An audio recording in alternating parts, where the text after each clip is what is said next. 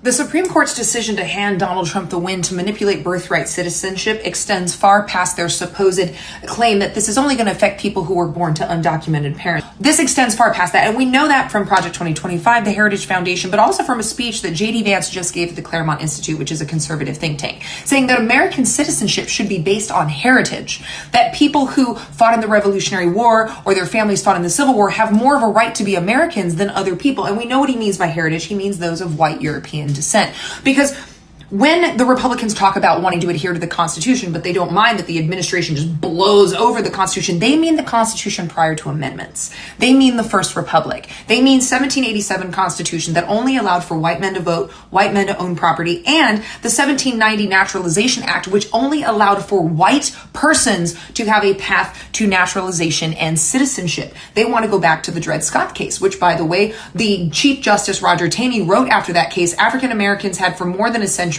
before been regarded as beings of an inferior order and altogether unfit to associate with the white race, either in social or political relations, and so far inferior that they had no rights with which the white man was bound to respect. This is about having the ability to do what the Nazis did, where they determined your eligibility to be part of the German Nazi Third Reich regime based on your heritage. Were both of your parents German? How far did your German ancestry go back? This is explicitly racist, dressed up as some kind of heritage and homogenous preservation of some kind of culture.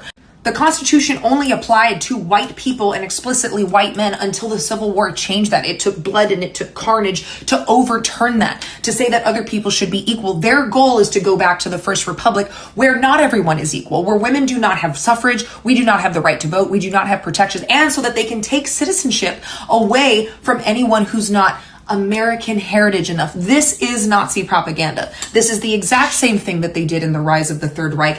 And it's extremely dangerous because anyone who does not fall in line, your citizenship can be gone. But also, this is how they manipulate women, especially white women, into falling in line. Because Usha Vance is going to have her ass protected because of her obedience, her subservience, and her service to a white man that she is married to. This is also how they convince women to fall in line, that their proximity to power will somehow protect them. But understand that when they say Constitution, they do not mean our Constitution as it stands now. They don't give a shit. They want the original Constitution that gives white men privilege over all. This is how they were able to recruit so many young men into the Nazi paratroopers, because the white men felt that they had been slighted. They were angry about the Treaty of Versailles, the economy. They felt that women's suffrage was taking away their advantage, that women should be back in the kitchen, in the church, not competing with them in the workforce and education. And they thought that other races were to blame for their lack of success, rather than the fact that they simply could not compete and that the government was not appropriately managing the economy.